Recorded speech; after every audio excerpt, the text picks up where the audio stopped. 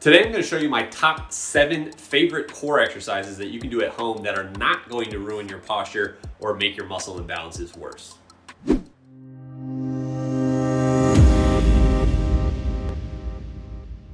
What's up everybody, how you doing? It's Blake Bowman here with GuerrillaZen Fitness, and in today's video I'm going to be showing you my top 7 favorite core exercises that you can easily do from home that are not going to make your muscle imbalances and your posture worse. You see, many exercises that people actually do in the gym for their core make their posture worse, specifically kyphosis, which is excessive rounding of the upper back. It's something that we most commonly see in the posture world, okay? You know, we all know people walking around with a hunchback. It might be you. Now, doing a lot of trunk flexion based exercises in the gym, that's really what we want to be avoiding. Trunk flexion is when your body rounds forwards like this. So think of things like crunches, sit-ups, that machine that you use at the gym where you grab the handles and crunch forward like this, okay? All of this involves spinal flexion, rounding of the back. All right, and the reason why we want to avoid that is because the more we're rounding the upper back like that, the more we're programming the neuromuscular system and teaching it that this is the position that we want to be in, all right?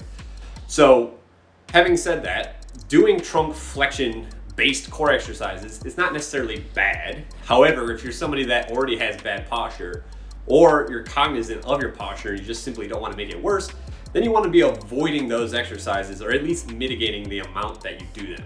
A better, more functional way to strengthen the core is to do exercises that challenge the core and get it to activate in a way that does not involve spinal flexion. In fact, in a way that keeps and maintains a neutral spine. And that's what I'm going to be showing you here today. That's enough talking. Let's get right into the exercises.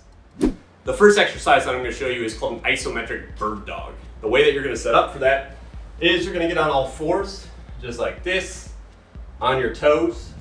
You're going to extend one arm and one leg on the opposite side out in front of you and behind you, okay? So one leg goes back behind you. One arm comes up on the opposite side. You're keeping your chin kind of tucked and your neck pushed up, core really tight the entire time, and you're just holding this isometrically, all right? You're not moving, in other words. And the whole point of this, again, is to strengthen the core in a way that does not involve spinal flexion or any movement of the spine at all right? This is kind of hard to do. It looks easy, but this is notorious for being very challenging. Some common mistakes that you want to avoid and keep in mind that you might have the propensity to make. The first one is opening up of the hips. What I mean by that is you're going to have the propensity, the likelihood to kind of go like this. Okay, to open your hips out to the outside like that. You must keep the hip on the leg that you're extending back down, pointing towards the ground the entire time, all right? The other thing that you might have the propensity to do is not fully extend that back leg. So let it like hang down like this, or the knee, remains bent. We don't want to do that. We want to fully extend that leg straight back as best as we can so that it's locked into the same position and orientation of your torso, your upper body. And that's it. We cannot allow the pelvis to move with this. You might move a little bit, but the whole point of this is to unilaterally challenge your body from one side to the next without letting the pelvis move. Because what the pelvis does and how the pelvis moves, that is largely going to influence what the low back is doing. So the whole point of this is to keep your hips level, make sure that you're fully extending that back leg, and you're maintaining a good postural alignment of your spine the entire time while you're doing this. You can do 30 seconds on one side and then do 30 seconds on the other side as well. You can do multiple sets of this. A different way to get similar benefits is to do a isometric plank bird dog, which is very similar, but you're gonna do it in plank position. So start on your elbows, extend your legs back, and then while you're in this position, you lift one leg up, extend one arm out, all right? Same thing applies here. Don't open the hips. Keep your abs tight the entire time, like you're anticipating a punch to the gut. And all the same principles are applied to this as were applied to the isometric bird dog, the first one that I just showed you. Don't open up the hips. Keep the core tight. Fully extend that back leg. That one that I just showed you is a little bit easier than the isometric bird dog. So if you're finding that first exercise to be too challenging, start with this, and again, work both sides evenly. The third I'm going to show you is a single limb regression to those first two. So if those first two are still too hard for you, then what we can do is instead of removing 2 points of contact from the ground, we can simply remove one at a time. What I mean by that is instead of lifting an arm and a leg like this, what we can do is just lift one arm or the other arm or simply just one leg. All right? That's going to come with similar benefits, and it's a little bit easier to do than the first two that I showed you. So like I said, if you're struggling with those first two, start with this. This, you really kind of want to rotate all around the body. So if you're going to do one arm, your left arm, do the left arm and then do the right arm. And then if you want, do the right leg and the left leg. It's pretty simple. I'm just trying to show you different variations of this kind of same exercise. Some are a little bit more challenging than others. The first one that I showed you is actually the most challenging. These next couple exercises, you're actually going to need a stability ball for. This first one is called a saw plank on a stability ball. All right, you're going to get set up the same way that you would to do a normal plank, except you're just going to be on a stability ball here. So your elbows are going to go down, your legs are going to go back, and again, you're maintaining that neutral spine. Chin tucked, head pushed up, your abs are braced tight like you're anticipating a punch to the gut. What you're going to do is you're going to move your elbows out and then pull back. Out, pull back, out, pull back, just like you're working a saw. The whole point of this is to really light up your core and prevent your lower back from arching. The further out your arms go from your body, the more stress is going to put on the lower back. So if this hurts your lower back, try doing it in a way where you're limiting the amount that your arms move out away from your body. As you get stronger, you can move them out further and further, but when you first begin this, keep it really, really tight. An exercise similar to that is called stir the pot.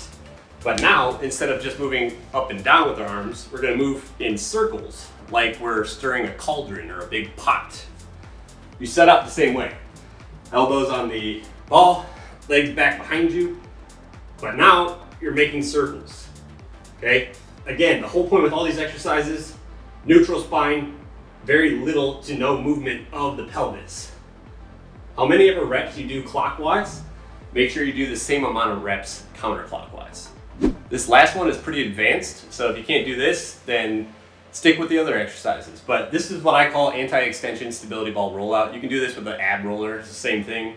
I like to do it on a stability ball though.